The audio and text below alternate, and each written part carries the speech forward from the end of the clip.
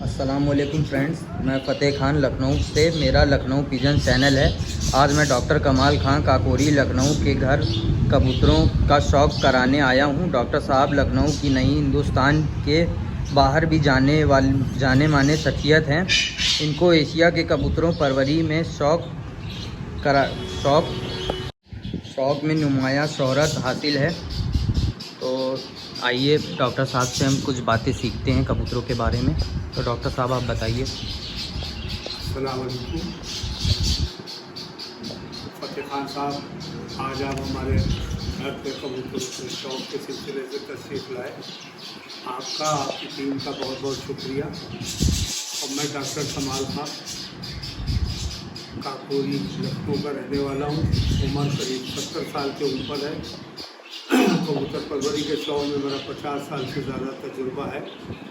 और लखनऊ ही नहीं बल्कि इंडिया और इंडिया के बाहर भी काफ़ी अच्छे कबूतर परवरी के जानकार लोगों से मेरे अच्छे ताल्लुकात हैं। और कबूतर परवरी के शौक़ में आज के तारीख में बढ़ावा देने का काम करता हूँ। और जो लोग नए कबूतर परवरी के शौक़ में जुड़े हुए हैं, मेरी आवाज़ और मेरी जानकारी से उनको काफ़ी फ़ायदा पहुँचेगा। उसकी वजह यह है कि आजकल इलेक्ट्रॉनिक दौर है मीडिया का और व्हाट्सएप ग्रुपों का, तो बहुत से लोग इस पे जानकारी दिया करते हैं। लेकिन नए शौकीन भाइयों की जानकारी के लिए ज़रूरी है कि उनको सही जानकारी हो, क्योंकि आजकल के महंगाई के दौर में कम कबूतर पालें, अच्छा दाना खिलाएं, अच्छा शौक़ कराएं और अच्छे बेहतरीन नस्ल के उड़ाने वाले परिंदों को अपने पास रखें, तो उनसे वही ग़िज़ा मिलेगी, खुशी महसूस होगी। यही हम सबका मकसद होता है।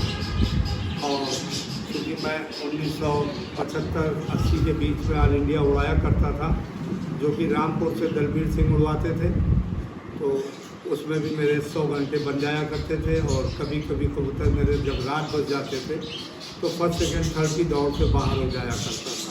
बहरहाल तजुर्बा सब कुछ सिखाता है। शाम तक उड़ना कबूतर अच्छी बात है, लेकिन उससे ज़्यादा अच्छी बात यह है कि कबूतर आपका घर वापसी कर जाए, ताकि आपके घंटे जुड़ जाएं। अगर आपके घंटे नहीं जुड़ेंगे तो आप जीत नहीं पाएंगे। तो ये तजुर्बे से होता है, उम्र के साथ साथ सब आदमी सीखता जाता है। और आज मैं आपको अपने उस दौर के कुछ यादगार इनाम भी दिखाना चाहूँगा, जिससे आपको ये अंदाज़ा हो कि इनाम उस वक्त क्या होते थे। राज लाओ ज़रा इनाम। तो ये मेरी शील्ड है जो हाजी मोहम्मद कलीम जरी वाले ने दी थी। ये सैयदवाड़ा मलियाबाद की तरफ से, ये 1988 का इनाम है मेरा। Mubashir Hasan Khan memorial pigeon flying club Malihabad, ये 1988 की शील्ड है मेरी। ये फिर देखिए दूसरी मेरी शील्ड है, ये चांदी की शील्ड है। ये फिरदौस पिजन फ्लाइंग क्लब लखनऊ ने निकाली थी, उसमें मेरा फर्स्ट प्राइज़ लगा था। ये चांदी की शील्ड है। ये देखिए फर्स्ट प्राइज़ 1977, ये प्रिंट है, गौर से देखिए। ये है 1977 की चांदी की शील्ड है ये मेरी। फिर देखिए ये उस दौर में ऑल इंडिया, बाद में भी एक आजमगढ़ से यूपी से निकलना शुरू हुआ था। अब्बासी साहब मरहूम थे, उन्हीं ने निकालना शुरू किया था, जुड़े हुए दलबीर सिंह जी के साथ थे। तो देखिए ये all India pigeon flying tournament Purvanchal का है और इस पर 1989 का है। देखिए ये 4th प्राइज़ है। इसमें स्पेशल इनाम भी हमारा लगा था 11 घंटे 48 मिनट का। तो मेरा कहने का मकसद ये है कि कबूतर परवरी के शौक़ में लोग उड़ान को बहुत अहमियत देते हैं, देना भी चाहिए। लेकिन उड़ान के साथ साथ अगर उनकी नस्लों पर भी ध्यान दिया जाए तो बेहतर रहेगा। आजकल लोग उड़ान के सिलसिले में नस्ल पर ध्यान नहीं देते, उससे कबूतरों में उड़ान तो रह गई, लेकिन उनका हुस्न जो है और रंग रूप में कमी आ गई। हम जैसा इंसान जो कबूतर परवरी के शौक़ में 50 साल का तजुर्बा रखता है, हम आज नए शौकीन भाइयों को राय देना चाहेंगे कि वो सबसे पहले ये समझे कि गिराबाज कबूतर की ब्रीड स्टैंडर्ड क्या होता है, जिसको परिभाषा कहते हैं कि ब्रीड, उसके खासियत क्या होती। कोई कबूतर देखा हो कहा ये गिराबाज है, ऐसा नहीं है। गिराबाज कबूतर काबली कबूतर, देसी कबूतर कहलाता है।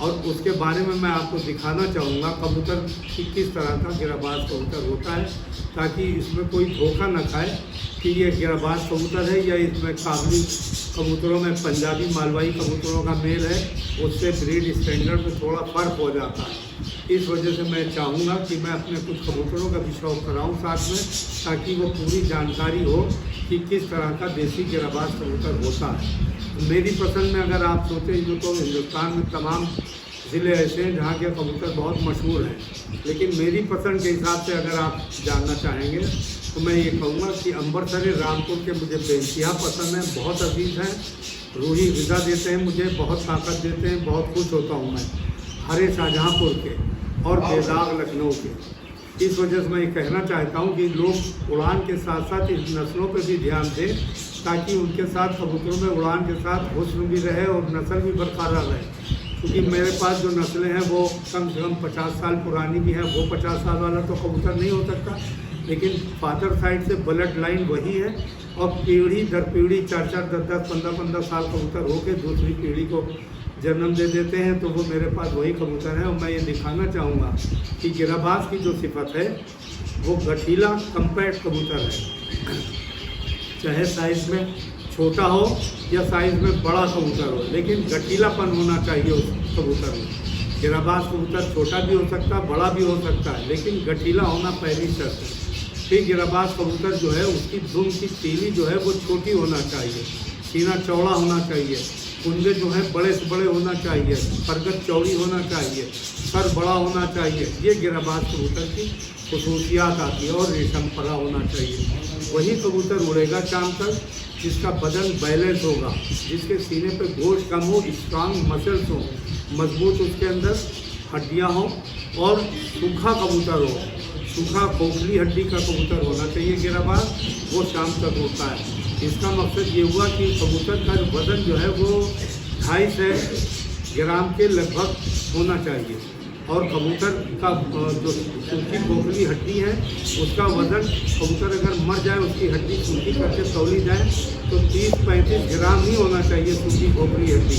वही कबूतर शाम तक होता है। जो कबूतर वज़न में ज़्यादा होते हैं, सीने पे गोश्त होता है, वो कबूतर कम होते हैं। मैं कुछ कबूतरों को दिखाना चाहूँगा कि जो गिरबाज की डेफिनीशन को मानते हुए मेरे पास हैं, और आम नए शौकीन भाई अगर देखेंगे तो उनकी समझ में आएगा कि हाँ ये प्योर गिरबाज कबूतर है। वरना कुछ कबूतर फरवरी के शौक में, कुछ कबूतर बाजू छत पे मैं गया हूँ देखा है, तो वो किरास कबूतर भी उनके पास हैं, वो सोचते हैं यही गिरबाज है। वो गिरबाज कबूतर नहीं है। गिरबाज कबूतर छोटा भी हो, बड़ा भी हो, लेकिन गठीला होना उसके लिए शर्त है। मैं कुछ कबूतरों को अपने शौक कराना चाहूँगा ताकि लोग उन कबूतरों को देख के समझें कि गिरबाज कबूतर क्या है।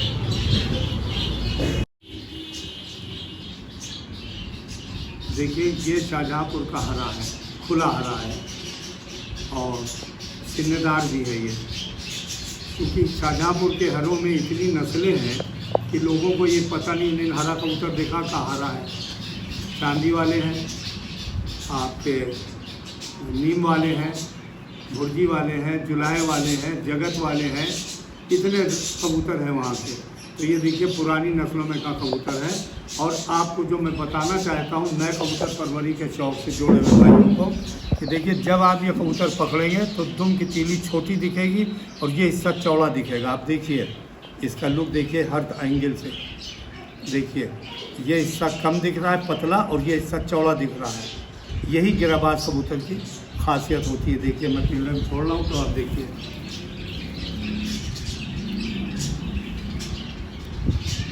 फिर आप दूसरा कबूतर, मैं हर रंग का दिखाना इसलिए चाहता हूँ कि गिरबाज में बहुत से रंग हैं, तो मैं ज़्यादातर को दिखा रहा हूँ। देखिए ये दुम की तीली छोटी है और ये सीना चौड़ा है। देखिए प्योर गिरबाज की ये सिफत है। जिन कबूतरों में नसारों का पेट हो जाता है या मालवाई पंजाबी कबूतरों का पेट हो जाता है, उनकी ये तीली लंबी हो जाएगी, ये लंबी हो जाएगी और ये सीना जो है पतला हो जाएगा। वो कबूतर किरास कहलाते हैं। गिरबाज कबूतर की सिफत देखिए, ये मैंने दूसरा डाला, देखिए कम्पैक्ट गठीला, सीना चौड़ा। फिर देखिए ये बेदाग कबूतर है और वेटलेस है कबूतर सब। इनका वज़न 200 से 250 ग्राम ही होगा। देखिए देखिए ये कबूतर देखिए, ये दुम की तीली छोटी और ये सीने देखिए चौड़े। ये गिरबाज कबूतर की क्वालिटी होती है, डिफिनीशन।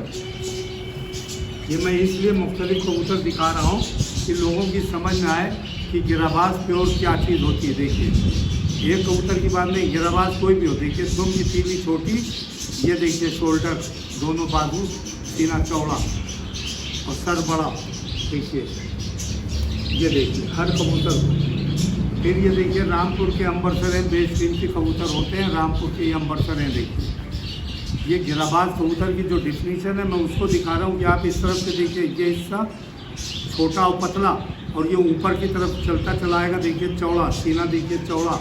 ये रामपुर के बहुत मायानाथ कबूतर हैं जो चंदा खानी और झुमके वाले। देखिए ये इसके झुमका है, झुमके वाले कबूतर।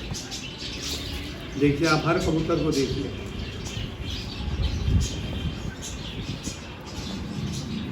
देखिए ये कबूतर आया, ये सब पुरानी नस्लों के कबूतर हैं मेरे। देखिए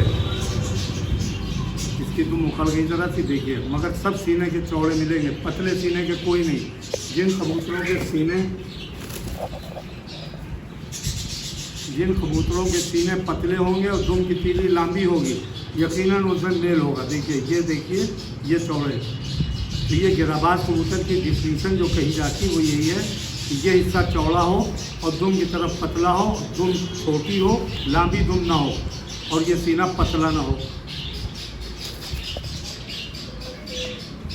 एक कबूतर की बात नहीं, मैं सारे कबूतरों की बात कर रहा हूँ।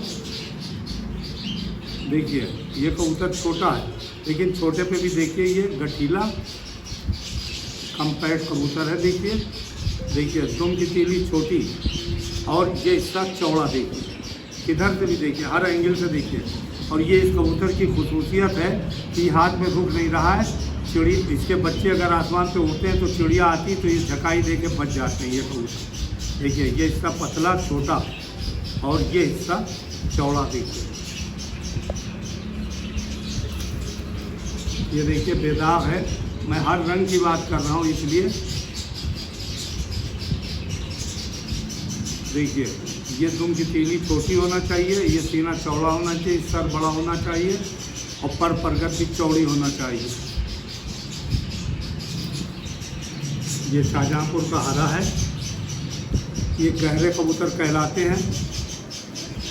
और वही खूबी इसमें भी गिराबाज की कि देखिए दुम छोटी और ये देखिए ऊपर चौड़ा होता है, चला जाएगा ये इसका चौड़ा।